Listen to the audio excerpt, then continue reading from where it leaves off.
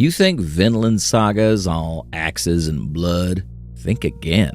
Thorfinn didn't change because he got stronger. He changed because he finally understood love. And every character, from Thors to Canute, is screaming the same message. This is what Vinland Saga is really about. A masterclass in how love rewrites our story. We pump iron, chase promotions, maybe even seek revenge. Yet our fiercest wars rage inside. When love withers, we become ghosts haunting our own lives, endlessly hunting meaning in all the wrong places. Today, we'll shatter the myth that strength is brute force. Instead, we'll forge ourselves through love, Stoic-style, using lessons from Thors, Thorfinn, Canute, and more to level up our minds and our lives. Thors wasn't messing around when he declared, "You have no enemies." He meant it as a love bomb, seeing beyond the fight to the person underneath. We've bought into the idea that protecting others means dominating them, whether it's snarky clapbacks online or real-world fists. But every strike we deliver chips away at our capacity to love, leaving us emotionally scarred. Walking away from violence is love in action. When you choose restraint, you're saying, "I value the relationship and my own heart more than winning this skirmish." Every pause before you punch back flexes your willpower muscle. Love lowers your cortisol. Skipping the blow for blow keeps your mind clear. For real solutions, Daniel Goleman says managing reaction is the core of EQ, essential for leading with empathy in all your relationships. Epictetus taught, "No man is free who is not master of himself." Each act of love-driven restraint cements your calm power. Love that refuses to escalate conflict models respect. People gravitate toward that kind of protector. Season 1, Episode 4, A True Warrior. Thors, once the fearsome troll of Jom, defeats Ashalad's pirates without killing a soul. Then he offers himself up to save his crew and his son. Picture a friend who diffuses a bar fight by cracking a joke, calling an Uber, and turning a headline into a pizza night. Their weapon? Love for their friend's safety. No scars, no regrets. Thor shows us love's ultimate flex is mercy, laying down your weapon rather than swinging it. That can be the most courageous act of all. Next time you're itching to strike back, verbally or otherwise, remember why you care. Breathe in love, breathe out anger, and choose the hardest victory, protecting what matters through compassion. When Thorfinn's father died, his heart turned into a blade that lost its edge. Dangerous, unsteady, and frankly, a little confused. Without love's guiding hand, we lurch into fights, replaying old arguments, diving into drama like it's a sport. Our anger becomes that guy at the party, loud, uninvited, and convinced it's the star of the show. Psychologists call this traumatic reenactment. We replay our losses, hoping the ending changes. Plus, trauma messes with your alarm system, so a tiny slight feels like a full-scale raid. It's like trying to fill a leaky bucket with mead. No matter how hard you pour, the good stuff seeps out. In Vinland Saga, Season 1, Episode 4, Thorfinn begs Ashalad for duel after duel, believing each victory will resurrect his dad. Instead, he just masters the art of bruises.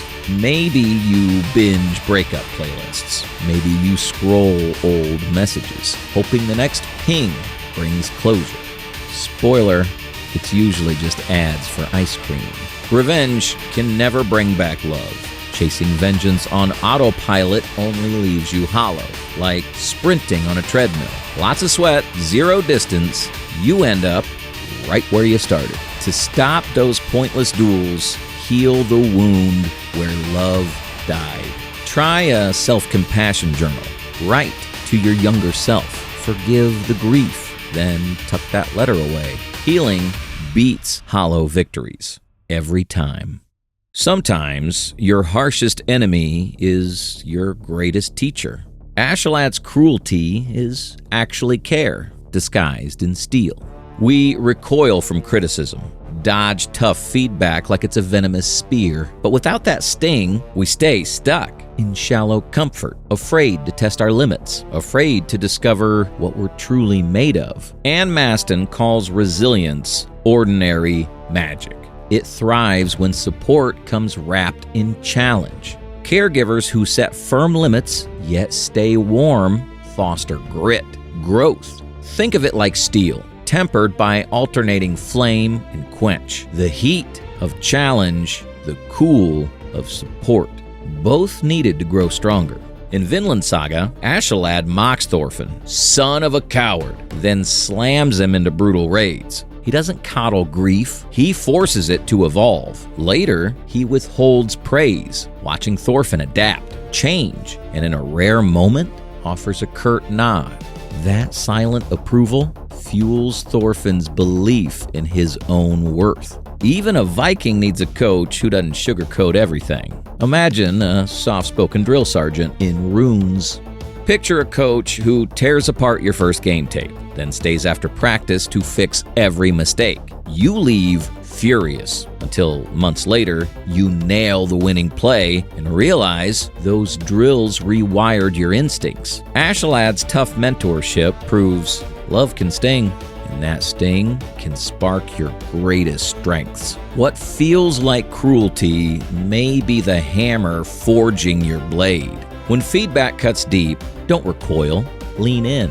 Ask, what strength is this challenge uncovering? Embrace the tough lessons, because those moments often signals the breakthroughs you crave. Canute's gentle heart became the iron fist of a king. His promise of peace morphed into an empire of obedience. We start by wanting to protect the ones we love. But when that care spirals into micromanagement, we trap ourselves and them in cages of our own making. Possessive love suffocates growth. It breeds resentment. Even the purest intentions can curdle into control. Robert Sternberg's triangular theory of love reminds us, healthy love balances intimacy, passion, and commitment.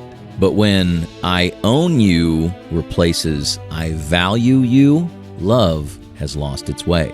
Season 1, Episode 10, Ragnarok.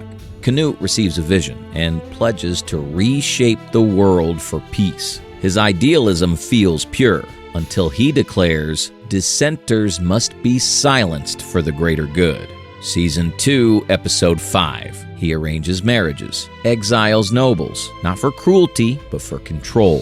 His throne is built more on fear than faith. Think of a partner who checks your phone for safety, then guilt trips you for spending time with friends. Their concern becomes a leash, disguised as love. Canute shows us love without humility becomes possession. When care crosses into control, you're no longer protecting hearts, you're owning them. Next time you catch yourself hovering or dictating someone's choices, ask, is this care or is it control? Because true love frees. It never locks another soul away. Einar is that friend who never logs off the group chat, even when you go radio silent. Because real love holds space, not deadlines. We wince when someone looks at our mess and sticks around. So many bail when life gets messy. And that silence echoes louder than any insult. Psychologists show that social support buffers stress, a mental safety net when you're plummeting. Sometimes it's not the words, it's simply being there. Your quiet presence can speak louder than any pep talk.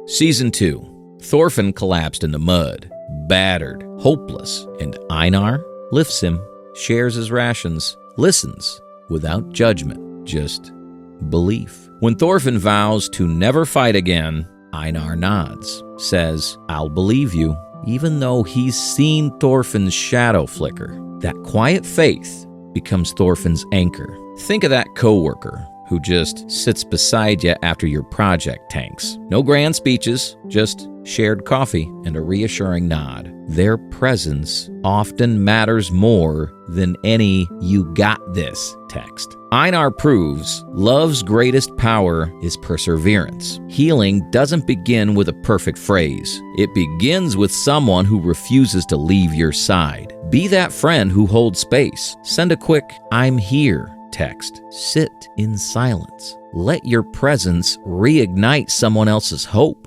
The fiercest battle Thorfinn ever fought wasn't against an enemy. It was against the war in his own heart. We lash out at ourselves for every misstep, replay failures like a broken mead horn. That inner critic never sleeps. It whispers, "You're not worthy of peace."